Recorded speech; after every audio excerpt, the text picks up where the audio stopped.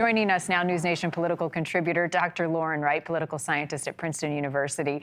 Welcome to you as always. The Harris campaign has already put out an ad this morning with clips from the debate. Here's part of it.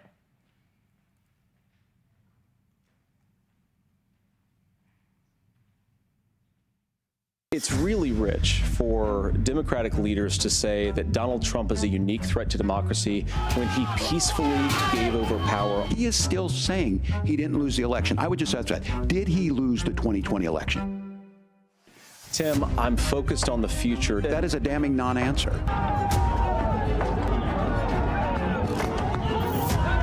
America, I think you've got a really clear choice of who's going to honor that democracy and who's going to honor Donald Trump.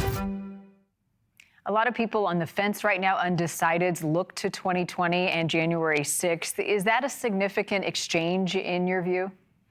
Yep, that's the one I would have chosen. But I do look at it a different way. Think about the issues where Vance really shied away from the party platform, meaningfully abortion. He almost cowered. He said Republicans need to be more circumspect. He did not go after Walz and say, why can't you answer what viability standard, what month you're comfortable with abortions up into.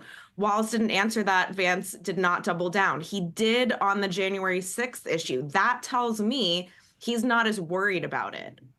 Ads or not, Republicans are really betting that Americans, and I think it's a bet backed up by the data, frankly, fortunately or unfortunately, that Americans have forgotten about this, that the preservation of democracy is not their top priority. The economy, immigration, crime are. And so I thought it was very, I would have advised Walz to do the exact same thing that he did, but it was telling to me that Vance did not deviate from Trump's position at all. That tells me they think they're in a marketable position. And of those priority issues, Lauren, immigration, which you brought up, a big topic last night. Here is that exchange on securing the border. I don't think, okay, here it is. We had the fairest and the toughest bill on immigration that this nation's seen. As soon as I was getting ready to pass and actually tackle this, Donald Trump said no. Told them to vote against it because it gives him a campaign issue. For 3 years, Kamala Harris went out bragging that she was going to undo Donald Trump's border policy. She did exactly that. We had a record number of illegal crossings. We had a record number of fentanyl coming into our country. The only thing that she did when she became the vice president, when she became the appointed border czar, was to undo 94 Donald Trump executive actions. Lauren, did either candidate make some headway on this issue?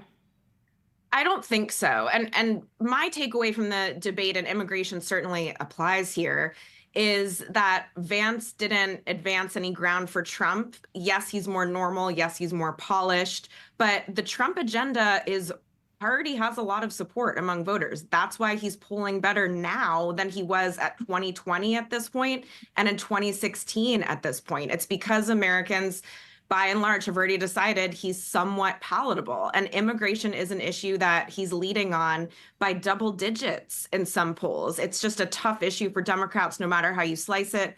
From the left, there's a critique to be made by progressives that they've now, the Biden-Harris administration, restricted the legal asylum process. That's something that's not a traditional Democratic talking point if you think we should be generous and open our arms to desperate people coming here.